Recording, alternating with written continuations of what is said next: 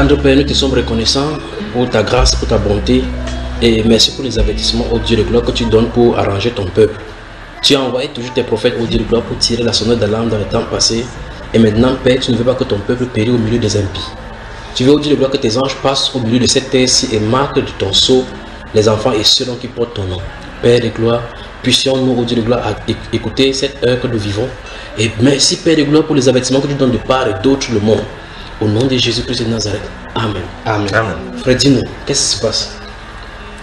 En fait, moi, j'ai reçu un songe concernant la guerre qui se passe au nord-ouest et au sud-ouest du Cameroun. Oui. Dans ce songe-là, je me retrouvais au milieu, c'était comme si c'était au milieu des combats. Oui. Il y avait une forte agitation. Mais de l'autre côté, les sécessionnistes, parmi les sécessionnistes, il y a des personnes qui ont invoqué des esprits. Les esprits-là sont entrés en eux. Ces esprits étaient tellement puissants. Et en fait, ces esprits les aidaient à repérer les points, les positions militaires, en fait, voilà, les positions militaires.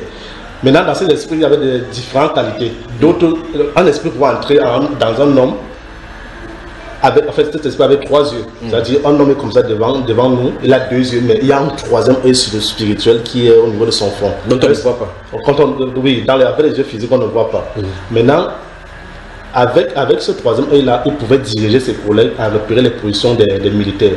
Dire, voilà, ils sont positionnés de côté, ils sont positionnés ici, ils sont positionnés ici, comme si c'était les militaires. On les attrapait, on les torturait, on les tuait. Maintenant, d'autres avaient reçu tellement des esprits puissants que quand on tirait sur eux, ça n'avait pas d'effet. Si à un moment donné, ils tombaient, c'est les mouraient. Donc ces esprits-là, on les tuait. Donc ils tombaient subitement. Ils s'agitaient, ils tombent, ils meurent. Ils tombaient comme s'ils tombaient seuls, en fait, ils tombaient seuls. En fait, c'est après c'est là que le songe est fini. C'était un bref songe, c'était pas assez long. Donc ça veut dire que, d'après ce qu'il est dit dans ce songe, ça veut dire que la guerre et les choses qui se passent au Cameroun, principalement, parce que c'est le cas de ça dont il est question, ça veut dire que le spirituel s'y est invité. Oui. Ça veut dire qu'il y a une facette spirituelle. Et justement, nous avons vu dans les journaux des routes qui ont été barrées par des sécessionnistes en faisant des invocations avec des statuettes qu'ils ont fait barrer les routes. Oui. Et justement, on a vu que les militaires n'ont pas essayé de passer cela. Ça veut dire que c'est pas de la blague alors. Non, c'est pas de la blague, franchement. Le domaine spirituel est plus puissant que ce que nous voyons physiquement. Ok.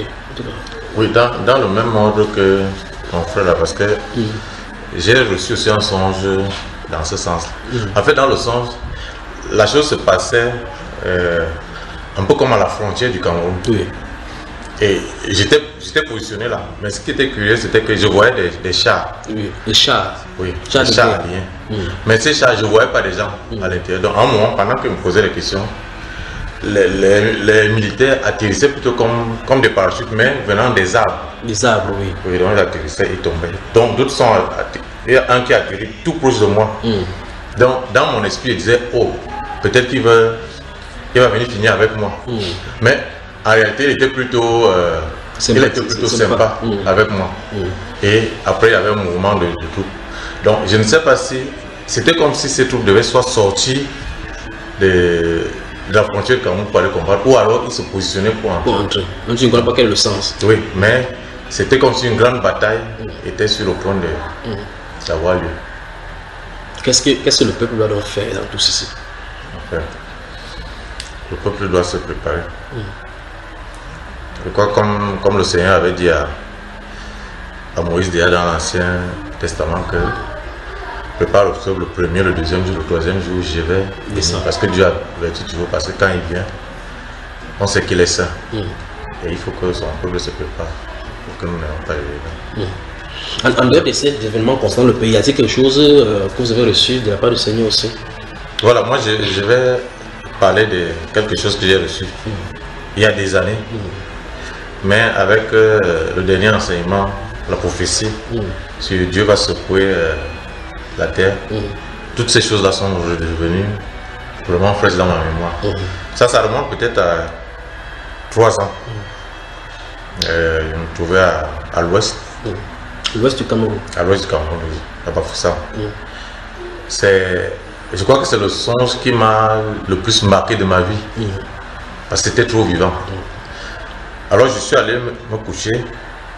Et puis je me suis retrouvé dans mon travail. que je fais tous les jours. Je suis entré, j'étais dans une boutique avec 2 collègues qui sont bien là aujourd'hui, que je connais. Et à un moment, on était dans une boutique, sans leur dire au revoir, je suis sorti tout seul. Le soleil qu'il y avait ce jour-là, on pouvait situer là, peut-être qu'on était à midi. Donc je suis sorti. Je sortais, je marchais tout droit. Après, quelque chose m'a dit, j'ai senti comme une voix dans mon cœur que regarde au ciel. Lorsque j'ai levé mes yeux au ciel, j'ai vu le soleil et avec une petite lune à côté. J'ai dit, mais c'est quand même un phénomène en plein jour. Après, il dit non, ça arrive souvent quand même. Pendant qu'il était en train de m'interroger sur le phénomène, une deuxième lune s'est ajoutée, une troisième, et plusieurs lunes ont entouré le soleil. Ça, c'est en plein midi. Et puis le soleil a pris la forme d'un feu couleur rouge. Et à un moment, toutes les lunes se sont fondues dans le soleil. Et le climat sur la Terre, en fait, on était en plein jour, mais subitement la nuit est tombée. Subitement la nuit est tombée. Oui. Donc ça s'est obscurci comme si on était au crépuscule, donc 18h30. Et je vous assure que cet événement-là était comme si vraiment on s'était réveillé un matin parce qu'il y avait des gens assis dans les bars. Les télévisions disaient qu'il y a un phénomène bizarre qui se passe dans le monde. On cherche à comprendre.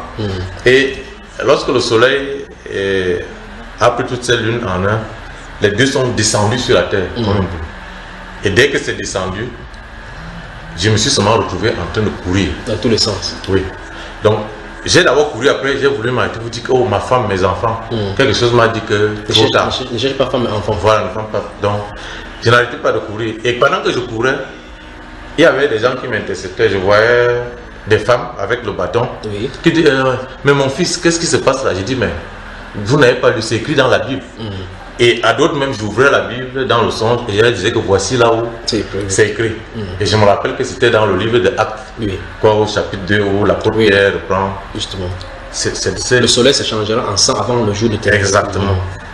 Et par la suite, j'ai laissé ces mères, j'arrive au bar, d'autres, ils jouent au damier, là, ils boivent les bières. Je leur ai dit que mais c'est le Seigneur qui arrive là, vous. D'autres ont dit, ah, va là-bas avec tes choses là.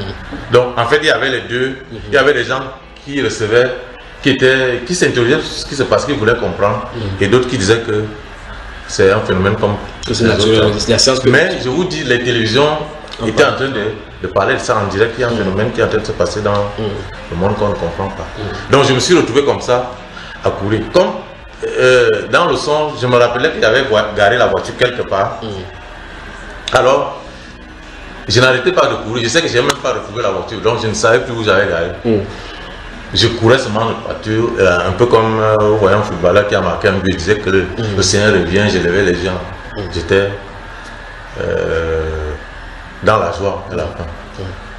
Jusqu'à ce que je me suis... Et en écoutant donc, Dieu va effrayer la terre. C'est revenu. Exactement. Et pourtant tu avais eu cela depuis, Dieu donne les avertissements depuis des années. Vous gardez pour vous, pour que le peuple soit surpris, que les temps soient changés comme ne connaissait à dire. Non, je ne crois pas. En fait, vous savez, je crois que c'est Dieu qui sait comment il fait ces choses. Parce qu'il y a des choses qu'on peut avoir fait et puis Dieu ramène ce souvenir tellement frais dans la mémoire que j'ai vu que c'était exactement le même phénomène, mais avec peut-être les éléments comme l'arc-en-ciel qui ont changé, mais de toute façon, l'arc-en-ciel c'est toujours une courbe. Donc, j'ai compris dans la description de la prophétie sur Dieu va secouer la terre que c'est... Et là, c'est imminent. Que Dieu, oui, a vraiment situé ça dans le temps et qu'il faut se positionner maintenant ou jamais. Moi, c'est le message que moi j'ai reçu personnellement. Un chrétien qui écoute ceci, qu'est-ce qu'il est censé faire? Il est censé ajuster sa vie à la parole de Dieu. Moi, il est censé s'abandonner à la repentance. Oui. C'est préparé. Et ceux qui écoutent toutes ces choses, parce que nous sommes arrivés à une ère où la science doit tout confirmer. Même la foi, on doit questionner la foi pour pouvoir voir si c'est scientifique. Si quelqu'un nous écoute, il dit que les chrétiens dérangent, que tous depuis on annonce les choses, ça ne passe pas et autres, ainsi de suite. Qu'est-ce que cette personne-ci doit prendre comme avertissement? Doit considérer. Je crois que la personne qui écoute ces messages-ci, je crois que elle n'a même pas de choix. Parce que avec ça, je suis en train de voir que les choses spirituelles sont même plus réelles que les choses de ce monde-ci. Et qu'il faut vraiment prendre les choses au sérieux parce que il n'y aura plus de temps. Faut-il attendre que la terre s'obscurcisse donc pour que les gens se répandent? Non. Il faut tout de suite se repentir. Nous devons tout de suite nous repentir. Nous nous incluons parce que forcément les abominations qui se commettent dans ce monde, nous, qui sommes le peuple de Dieu, nous sommes en partie responsables de tout ce qui se passe. Parce que nous voyons même les prophètes, chaque fois ils disaient que quand ils allaient devant le Seigneur, ils disaient que le peuple a péché. Ils endossaient ce qui s'est passé. Parce que peut-être nous n'avons pas fait ce qu'il fallait faire. Parce que parfois nos péchés, même inconfessés, peuvent être l'objet que quelqu'un ne soit pas guéri. Parce qu'on n'a pas confessé un péché, parce qu'on n'a pas fait ce que le Seigneur a demandé qu'on fasse, produire des dégâts, parce que Dieu a tout donné à son Église. Mettons donc dans ce cas, se mettre à genoux, on élève la voix pour ceux qui sont passe là, la repentance, pour tous ceux qui nous écoutent, pour le monde, pour nous-mêmes et pour l'Église du Seigneur, que le Seigneur nous pardonne pour cela. Alors, élevons la voix, frère, élevons la voix. Priez, priez, priez. Seigneur notre Dieu, nous te sommes infiniment reconnaissants pour ce temps-ci, Père. Où tu permets, autant de Père Céleste, que nous recevons de toi des avertissements. Père, plus dans ta grâce, Seigneur, mettre ces avertissements, Père, en pratique pour ton Père. Donne-nous, Seigneur, à les accomplir dans notre vie, à les recevoir et de les accomplir dans nos vies, Seigneur. Oh Seigneur notre Dieu, touche les vies. Touche, Seigneur, les vies, Seigneur notre Dieu. Touche les cœurs. Seigneur, touche les cœurs. Pour que nous tous, Seigneur, nous fléchissons des genoux pour une sincère repentance. Que nous tournons véritablement nos cœurs vers toi, Seigneur. En abandonnant nos anciennes vies, nos péchés, tout ce que nous commettons, Père. Tout ce que nous avons fait comme mal, Père. Que nous puissions, Seigneur, nous retourner vers toi de la bonne façon, Père. Touche les cœurs de ceux qui écouteront, Seigneur, cet enregistrement. Tous ceux qui écouteront, Père, touche le cœur de tes enfants, même de ceux qui ne te connaissent pas, Seigneur. Permets que tous reviennent à toi, Seigneur, notre Dieu. Nous t'en supplions au nom de notre Sauveur et Seigneur Jésus de Nazareth. Père, nous t'en supplions. C'est dans ces mots, Père, que nous venons à toi. Que tu puisses, Seigneur, nous donner un cœur repentant et un esprit de soupir et de prière pour que nous pleurons à toi et que nous trouvons grâce à tes yeux. C'est au nom du Seigneur Jésus de Nazareth que nous t'avons prié. Amen. Amen. Amen. Que le Seigneur vous bénisse, frère. Que le Seigneur vous bénisse. Que le Seigneur vous bénisse. Amen. Il y a des frères de par le monde qui ont ce même songe. Beaucoup ont le songe comme de ton cas qui a cela 3 ans. Mais ils ne savent pas que c'est les avertissements que Dieu leur donne. Parce que ça semble être bizarre. D'autres ne veulent pas en parler. C'est le moment où Dieu va avertir son peuple. Il ne passe pas dans la vie frappée sans avertir.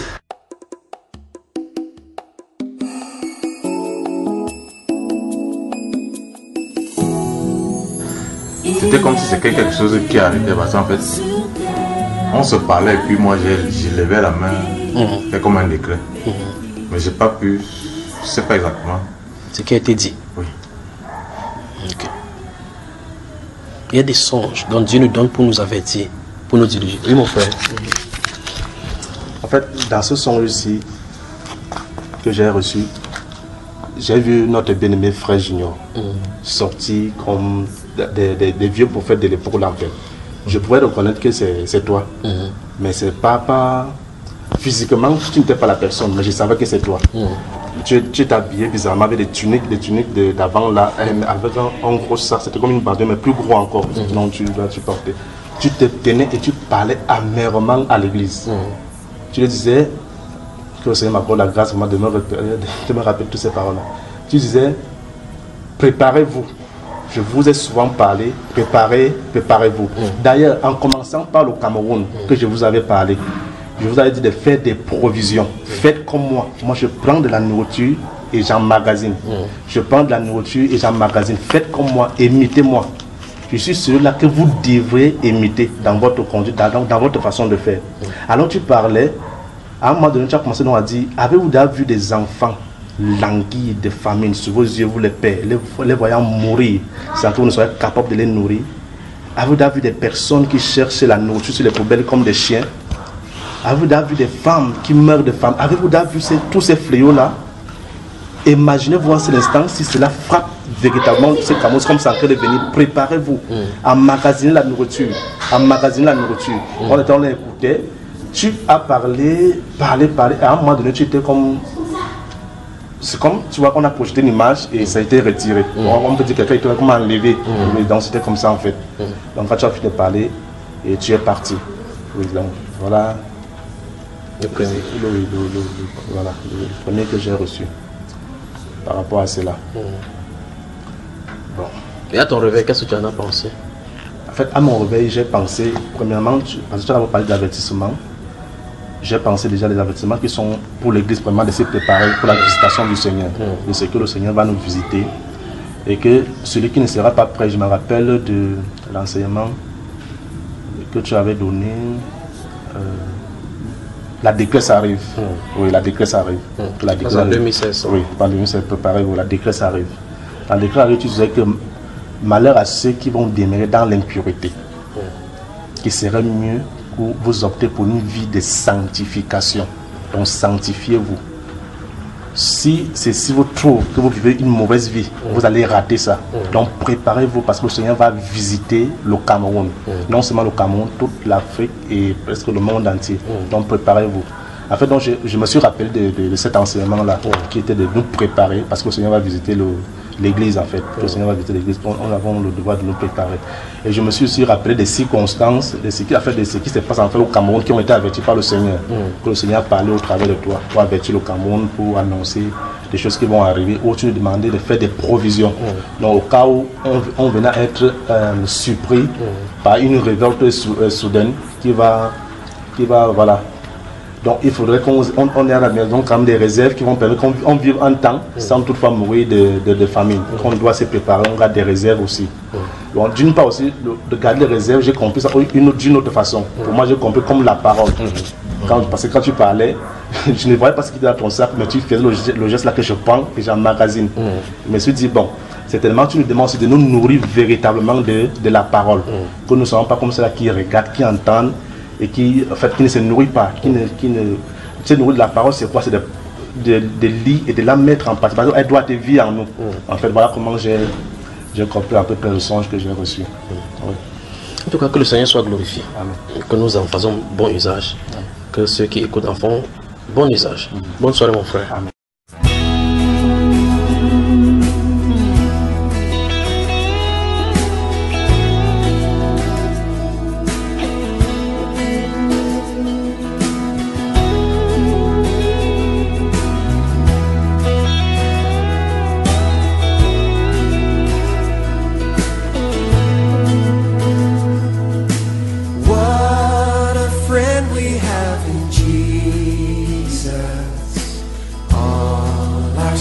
And griefs to bear. What a privilege to carry everything to God in prayer. Oh, what peace we often forfeit. Oh, what needless pain we bear. All because we do not carry everything to God in prayer.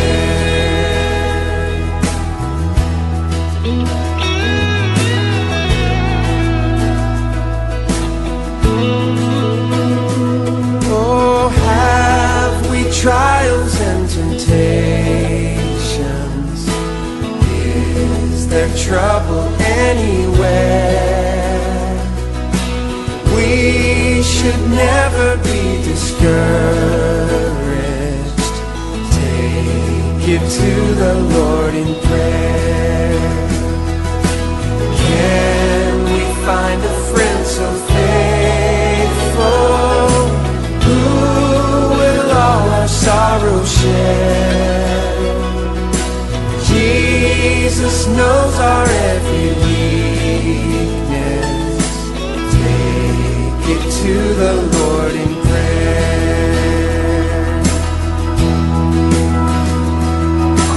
Are we weak and heavy laden, cumbered with a load of care?